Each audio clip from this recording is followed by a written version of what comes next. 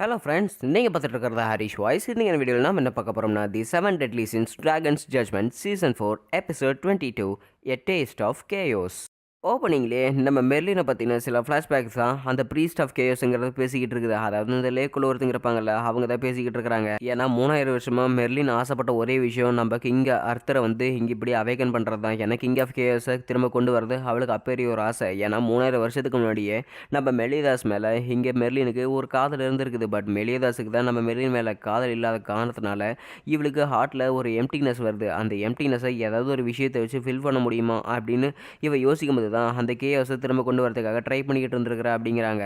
So இதெல்லாமே கேட்டுட்டு நம்ம டிஎனுக்கு ஒன்றுமே புரியல. பைத்தியகாரத்தனமாக பேசிகிட்டு இருக்காத, மெர்லின் ஒன்றும் அந்த மாதிரி ஆளெல்லாம் கிடையாது, அவள் எங்களோட ஒரு டீம்மேட்டு, அவன் அந்த மாதிரிலாம் பண்ணவே மாட்டா தெரியுமா அப்படின்னு டிஎன் ஒரு பக்கம் கத்திக்கிட்டு இருக்கும்போதே, நீங்கள் சொல்கிறது சரிதான், நான் மெர்லின் கூட ஒன்றா உட்காந்து சாப்பிடல, ஒன்றா உட்காந்து ஒரே வீட்டில் தூங்கலை, அண்ட் நிறைய விஷயங்களை பற்றி எனக்கு தெரியாது. பட் எனக்கு தெரிஞ்ச மெர்லின்லாம் யார் தெரியுமா, அந்த சுப்ரீம் டெய்டி அப்புறம் டீமன் கிங்கை அடைக்கிறதுக்கு ஒரு கஃபின் இருக்குது பார்த்தீங்களா, இட்டர்னல் டார்க்னஸ், அதை செய்ய சொல்லதே நம்ம மெர்லின் தான். அண்ட் அது மட்டும் இல்லாமல் அடுத்த டீமன் கிங்காக ஆக போகிற மெலிதாஸோட டைமிங்கை ஸ்டாப் பண்ணுது, அப்புறம் எலிசபெத் மேலே இருக்கிற கேர்ஸை திரும்ப ரீஅவேக்கன் பண்ணது எல்லாமே நம்ம மெர்லின் தான் அப்படின்னு அந்த ப்ரீசிஸ்ட் ஆஃப் கேஎஸ்ங்கன்னு பேசிக்கிட்டு இருக்குது.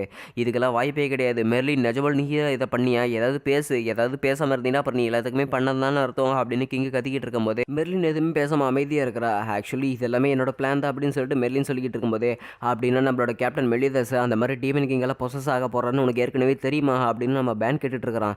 எனக்கு அது ஏற்கனவே தெரியும். அண்ட் அது மட்டும் இல்லாமல் என்னோட முக்கியமான குறிக்கோளே அர்த்தரா அவேக்கன் பண்ணுறது தான். அவேக்கர் பண்ணுறதுக்கு அதுக்கு ரொம்பவே அதிகப்படியான ஒரு சக்தி தேவைப்படுது. அதுக்காக தான் நான் டீமன் கிங்கை இந்த இடத்துலேயே அழிக்கிறதுக்காக பிளான் பண்ணேன் அப்படின்னு சொல்லிட்டு மெர்லின் சொல்லிக்கிட்டு இருக்கிறார்.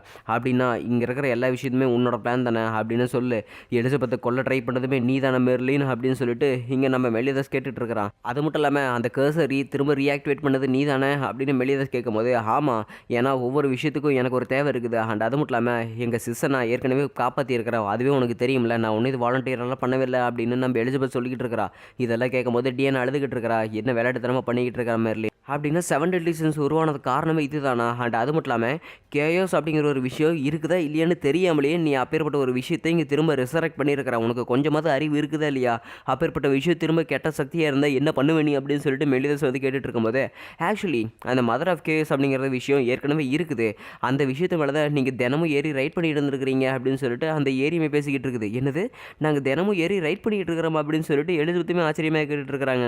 அண்ட் அங்கே இருக்கிற எல்லாருமே ஆச்சரியமா நம்ம ஹாக்கோட அம்மாவை பார்த்துக்கிட்டு இருக்கிறாங்க. ஹாக்குக்கு ஒரு பக்கம் புரியவே இல்லை, எதுக்கு எல்லாரும் எங்கள் அம்மாவை பார்த்துக்கிட்டு இருக்கிறீங்க, ஓ நீங்கள் எல்லாருமே எங்கள் அம்மா தான் அந்த மதர் ஆஃப் கேஸ் நினைக்கிறீங்களா, அதுக்கெல்லாம் கன்ஃபார்மாக கிடையாது, ஏன்னா எங்கள் அம்மா அந்த மாதிரி எல்லாம் கிடையாது, அம்மா நீங்கள் தயவு செஞ்சு அது பேசுங்கம்மா, அப்போ தான் இவனுங்கெல்லாம் நம்புவானுங்க, நீங்கள் மதர் ஆஃப் கேஸ் இல்லைன்னு சொல்லுங்கம்மா அப்படின்னு ஹாக் கத்திக்கிட்டு இருக்கும்போதே அவங்க அம்மா எதுவுமே பேசாமல் அப்படி இருக்கிறாங்க. திடீர்னு பார்த்தீங்கன்னா அந்த உருவம் அப்படி கொஞ்சம் கொஞ்சமாக நில குழஞ்சு அப்படியே சப்பட்டையாவது நிலத்தோட நிலத்தா, ஐயோ என்னாச்சு ஹாக்கோட அம்மாவுக்கு என்னாச்சு அப்படின்னு பதறிக்கிட்டு இருக்கும்போது ஹாக்குமே சேர்ந்து பார்த்தீங்கன்னா, அம்மா என்னமாச்சு உங்களோட உடம்பு திடீர்னு இப்படி ஒல்லியாகி தோல் மாதிரி ஆகிட்டீங்க, எந்திரிங்கம்மா அப்படின்னு சொல்லிட்டு ஹாக் கத்திக்கிட்டு இருக்குது.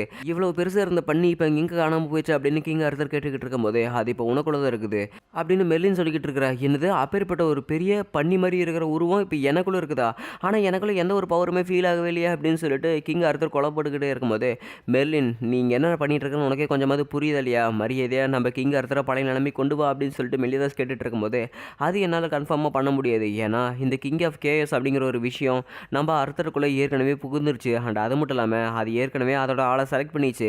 இதுக்கு மேலே நம்ம என்ன பண்ணாலுமே சரி நம்ம அதிலேருந்து பிரிக்கவே முடியாது, அர்த்தரையுமே பிரிக்க முடியாது. ஸோ இப்போ அவன் தான் கிங் ஆஃப் கேஎஸ் அப்படின்னு சொல்லிட்டு மெர்லின் பேசிக்கிட்டு இருக்கும்போது மெலிதா சண்டைக்கு போயிட்டு இருக்கிறாரு. பிறகு கொஞ்சம் நேரம் சண்டை நிறுத்துறீங்களா அப்படின்னு சொல்லிட்டு அர்த்தர் தடுத்து நிறுத்துறா. ஆனால் மெர்லினோட பிரைவேட் பார்ட்டில் பார்த்தீங்கன்னா கை வச்சிடறா, என்னை மன்னிச்சிரு, ஏன்னா நீங்கள் ரெண்டு பேருமே சண்டை போடுறதுக்கு எனக்கு சுத்தமாக பிடிக்கவே இல்லை, ஏன்னா நான் ரொம்பவே வீக்கான ஒருத்தன், பட் இருந்தாலுமே நான் ஒரு குட்டி பறவை மாதிரி அப்படின்னு சொல்கிற பாருங்க, நம்ம ஹாக்கோட கால்லேருந்து பார்த்தீங்கன்னா ஒரு குட்டி பறவை முளைச்சி போய்கிட்டு இருக்குது, ஏன்னா நான் பிறக்கும் போதே ரொம்ப வீக்காக தான் பிறந்தேன். அண்ட் இந்த உலகத்தில் இருக்கிற எல்லாருமே என்னை ஒரு வீக்கான குழந்தைய பார்த்தாங்க, ஆனால் நான் மற்றவங்களுக்கு உதவி பண்ணணுன்னு ரொம்பவே ஆசையோடு இருந்தேன். அண்ட் அதுக்கப்புறம் தான் நான் மெர்லினை பார்த்தேன், அப்பேற்பட்ட சக்தி இல்லாத ஒருத்தன் மெர்லினை பார்க்கும்போது நான் ரொம்பவே சக்தி வாய்ந்தவன உணர்ந்தேன். அண்ட் அது மட்டும் இல்லாமல் எனக்கு அவன் நிறைய சக்திகளை கொடுத்தான், நிறைய கைடன்ஸ் கொடுத்தான். ஸோ அந்த கைடன்ஸ் வச்சு நான் ஒரு ராஜ்யத்துக்கு ராஜாவே ஆக முடிஞ்சது. ஸோ அந்த ஒரு காரணத்தினால தான் நான் ஒரு நிம்மதியான ராஜ்யத்தை உருவாக்கணும்னு ஆசைப்பட்றேன் அப்படின்னு இங்கே கிங் அர்த்தர் பேசி பேசிக்கிட்டே இருக்கிறான். அதே சமயத்தில் அவனை சுற்றியுமே பார்த்தீங்கன்னா ஏதோ ஒரு விஷயம் கிரியேட் ஆகிக்கிட்டு இருக்குது. அண்டு நான் அன்றைக்கி சத்தியம் பண்ணி கொடுத்த மெர்லினுக்கு நான் மட்டும் ஒரு சக்தி வந்தவனான கன்ஃபார்மாக ஒரு அழகான நிம்மதியான கிங்டம் உருவாக்கி தருவேன் அப்படின்னு சொல்லிட்டு கிங் அர்த்தர் பேசிக்கிட்டு இருக்கும்போது சுற்றி முற்றி பார்க்குறான் பாருங்க. அவனை சுற்றியுமே ஏகப்பட்ட விஷயங்கள் இருக்குது. இதெல்லாம் எங்கே இருந்தது வந்துட்டு அப்படின்னு சொல்லிட்டு அர்த்தர் ஆச்சரியப்பட்டுக்கிட்டு இருக்கும்போது தோப்பாரா இவ இதை அறியாமலே தான் செஞ்சுக்கிட்டு இருந்தாங்க அப்படிங்கிறாங்க. அதே சமயத்தில் கேத் பேசிக்கிட்டு இருக்குது. இந்த பூனை எங்கே இருந்தது அப்படின்னு நம்ம பேன் கேட்கும்போது இது நம்ம டியூட்ஸ் கேவில் கூட சண்டை போட்டு இருந்தது. கிங் அர்த்தர் கூட சேர்ந்து அவனுமே போட்டி போட்டுதான் இருந்தது அப்படிங்கிறாங்க. ஸோ அர்த்தருக்கு அந்த கேத்தை பார்த்தோன்னே ரொம்ப சந்தோஷம்.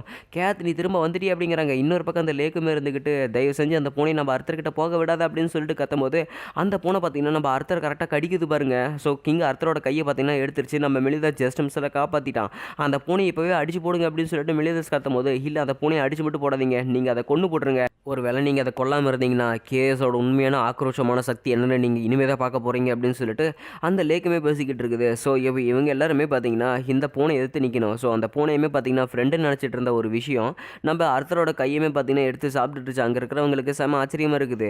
ஏன் உனக்கு இது ஏற்கனவே தெரியுமா அப்படின்னு சொல்லிட்டு அந்த ப்ரீசஸ் ஆஃப் கேஸ் கிட்ட நம்ம மெர்லின் கேட்டுட்டு இருக்கிறா. எனக்கு இது ஏற்கனவே தெரியும், பட் இதோட அப்பியரன்ஸ் பார்க்குறதுக்கு ரொம்ப வித்தியாசமாக இருந்தது, இதோட பவரே ரொம்ப வித்தியாசமாக இருந்தது. ஸோ இது வந்து மதர் ஆஃப் கேஸ் கிரியேட் பண்ண ஒரு கிரியேச்சரு தான் ஆசைப்பட்ட தனக்கு தேவைப்பட்ட எல்லா சக்தியுமே ஒரு பவராக இறக்கி இந்த கேத் அப்படிங்கிற ஒரு விஷயத்துக்குள்ளே இறக்குனாங்க.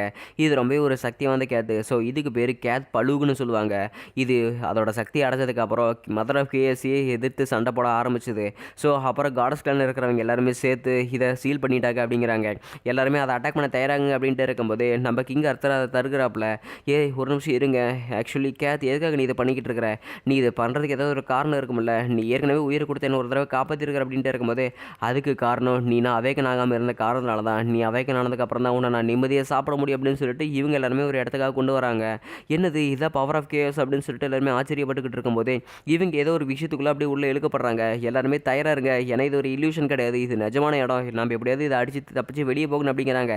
எனக்கு என்னமோ இது உண்மையான இடம் மாதிரி தெரியவில்லை அப்படின்னு பேன் கேட்கும்போது ஐயோ நம்ம எப்படியாவது வெளியே போயாகணுமே அப்படின்னு நம்ம டிஎன்ஏ பார்த்தீங்கன்னா முடிஞ்ச அளவுக்கு அடிச்சுக்கிட்டு இருக்கிறான். நம்மளோட சேக்கர் ட்ரெஷர் இங்கே இல்லை, அதனால் நம்மளுமே தப்பிக்க முடியாது அப்படின்ட்டு இருக்கும்போது ஹே கேத் நான் உங்கள்கிட்ட ஒன்று கேட்குறேன், உனக்கு நான் எப்பேற்பட்டவ அப்படின்ட்டு இருக்கும்போது நீ எனக்கு ஒரு அருமையான சாப்பாடு அப்படின்னு கேத் பேசிக்கிட்டு இருக்குது. இதை கேட்கும்போது நம்ம அர்த்தருக்கு செம கோவம் வந்துக்கிட்டு இருக்குது. ஸோ அர்த்தர்கிட்ட இருக்கிற பவர் அந்த இடத்துல இருக்கிற பேலன்ஸை பார்த்தீங்கன்னா டிஸ்டர்ப் பண்ணிக்கிட்டு இருக்குது, நேச்சரோட பேலன்ஸு.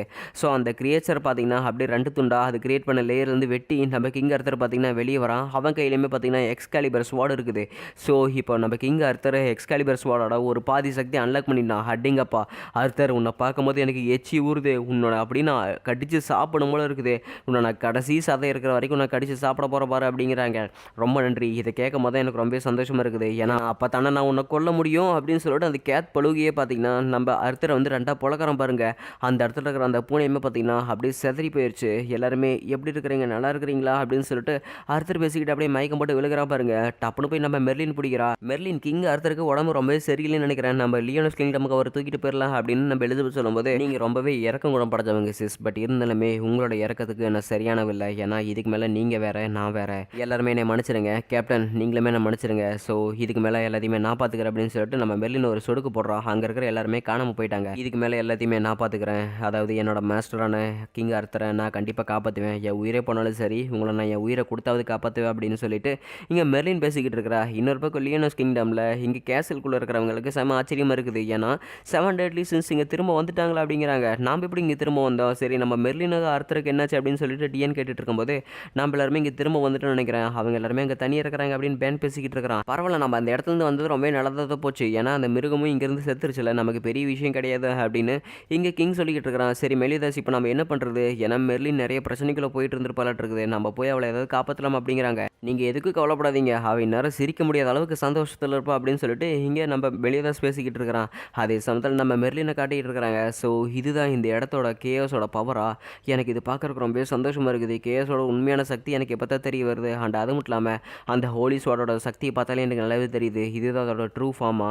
ஸோ அதை வச்சிருக்கிற ஒரு யூஸரோட சக்தி அதோட அதிகமாக இருக்குன்னு நினைக்கிறேன். அப்படின்னா இதோட சக்தி எந்த அளவுக்கு இருக்குன்னு பார்க்குறதுக்கு எனக்கு ரொம்ப ஆசையாக இருக்குது, இதுக்காக தான் நான் ரொம்ப வருஷமாக காத்துக்கிட்டு இருந்தேன் அப்படிங்கிறாங்க. எனக்கு தெரிஞ்ச மெர்லின் இப்போ தான் வெளியே வருவாளாட்டு இருக்குது அப்படின்னு சொல்லிட்டு கிங் அர்த்தர் பேசிக்கிட்டு இருக்கிறான்.